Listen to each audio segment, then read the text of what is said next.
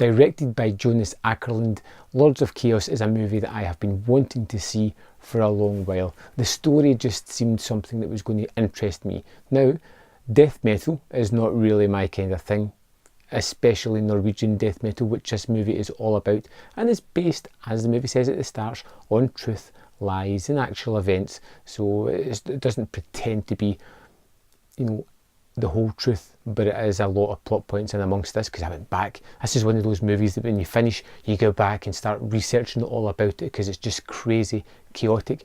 Lords of Chaos is all about the first Norwegian death metal band called Mayhem, where you have Rory Culkin's character, who is Euronymous.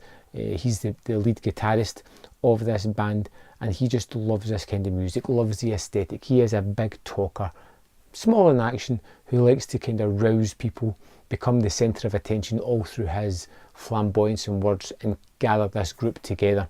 And it's this kind of lifestyle that he longs for to get into, and it may not be one that he's ideally suited to, but it's his thing. It's his thing that he can drive forward. And the basic story of the movie is all about him getting his first lead singer in the form of Dead. That's the character's name.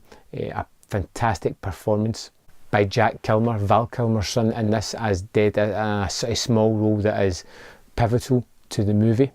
And then we have Emery Cohen as Varg, this outsider who slowly kind of manages to get into this inner circle and then just begins to knock things into the stratosphere in the form of things that these guys would never have really considered without this added push of this obviously demented person.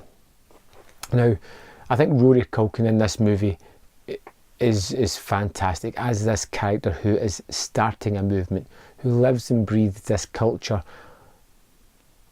but doesn't want to take part in the more adversarial aspects of it. You have Varg, who is a vegan, who doesn't drink, who is all about the message and wants to create statements, who wants to stay pure to the ethos of this Norwegian black death metal that Culkin's character, Euronymous, has created.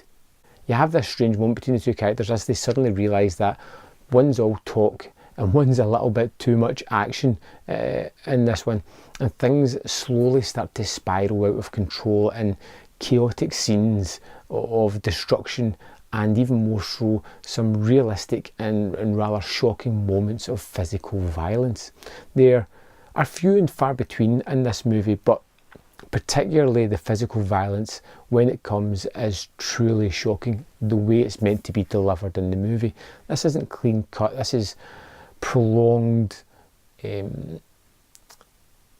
disgusting, disturbing violence done in a very realistic style. There's one early on in the movie with one of the characters that I just didn't see coming, and took me a moment to realise what was actually happening and how just off-putting and upsetting and harsh that it was. But that's the way it is to be depicted, that's the way it has to be to really get the message across.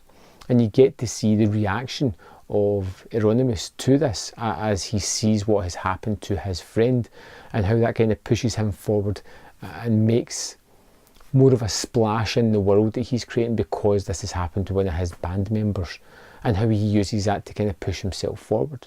And it's all about this character rebelling against the system until he ultimately discovers the type of person that he wants to be, where we get to at the end of the movie. But there's lots of ups and downs.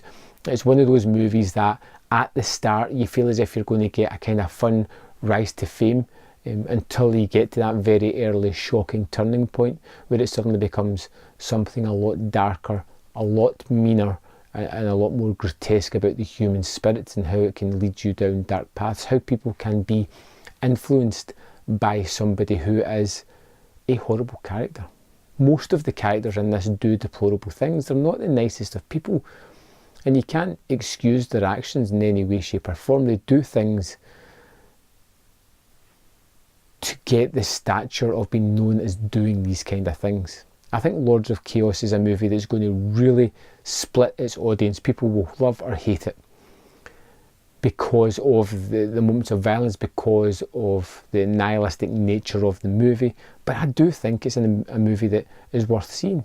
This story is out on the internet that you can check out. It's truly shocking, but you're better going into the movie cold like I did, where it becomes a lot more powerful and a lot more immediate to the action that's happening. I wanted to, pause the movie and go and see what was going to happen, because I was extremely tense and worried for some of the characters in this movie, which is a good thing. I attached myself to some of the characters, but yes, Lords of Chaos. Do you say it's a good movie? It's an interesting movie. It's one that I may not go back to, but it's one that I am glad that I checked out and I thought was fairly decent at the time. But I'm glad to get that kind of yucky feeling that it left me with off, if you know what I mean. I'd love to know your opinion of Lords of Chaos. Let me know in the comment box below, and I'll see you next time on Man vs Film.